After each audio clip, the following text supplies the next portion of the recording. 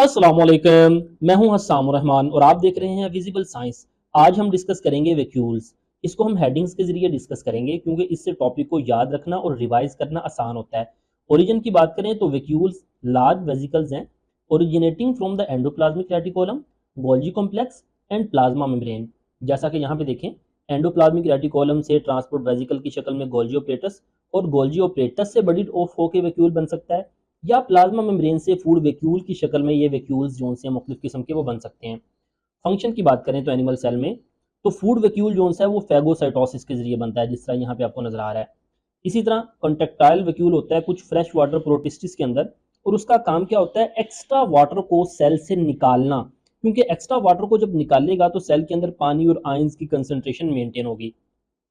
Next plant cell की बात करें तो जो यंग प्लांट सेल्स होते हैं छोटे, आपको पता है जो इमेच्योर प्लांट सेल है उसमें मैनी स्मॉल वैक्यूल्स, जो बड़ा होता है उसमें तो सेंटर लार्ज होता है, लेकिन छोटे में मैनी स्मॉल वैक्यूल्स होते हैं। वो क्या करते हैं, hold reserves of the important organic compounds, यानी कुछ ऑर्गेनिक पॉइजनस केमिकल्स होते हैं जिनको स्मॉल वैक्यूल होल्ड करते हैं। फायदा क्या होता है, they help to protect against herbivores by storing poisonous और अनप्लेजेंट कंपाउंड्स। आपने नेशनल ज्योग्राफिक चैनल पर भी देखा होगा, हाथी या ज़ेबरे वगैरह बड़े जो कीकर के दरख्त होते हैं जब उनसे चरना शुरू करते हैं तो थोड़ी देर बाद छोड़ देते हैं, क्योंकि उनके जो immature plants immature leaf cells होते हैं ना, उनके वैक्यूल्स के अंदर पॉइजनस और अनप्लेजेंट कंपाउंड्स होते हैं, तो वो उनकी स्मेल की वजह से फिर हर्बीवोर्स दूर भाग जाते हैं। तो एक किस्म के ये प्रोटेक्शन का काम भी करते हैं पौधे के लिए। यहाँ पे आप डायग्राम देख सकते हैं, ये प्लांट सेल आपको नजर आ रहा है। तो प्लांट सेल में ये सेंट्रल लार्ज वैक्यूल होता है, और वैक्यूल के बाहर ये जो मेम्ब्रेन है उसको हम टोनोप्लास्ट कहते हैं।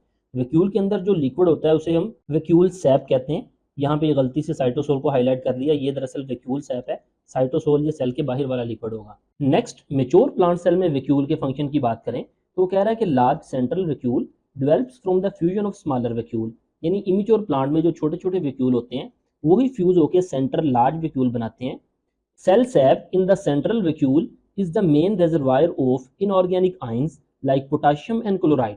यानी ये जो सेल सैप वैक्यूल सैप है इसमें इनऑर्गेनिक आयंस होते हैं। इसी तरह vacuole play a role in mechanical support by maintaining turgor pressure. देखिए प्लांट के अंदर जब प्लांट सेल में वाटर आता है ना, तो वाटर इस वैक्यूल के अंदर सेव हो जाता है। इस वैक्यूल में पानी भर जाने की वजह से ये साइटोप्लाज्म पे दबाव पड़ता है, जिसकी वजह से फिर सेल वॉल पे दबाव पड़ता है और सेल टर्जिड हो जाता है, टर्गर प्रेशर मेंटेन होता है।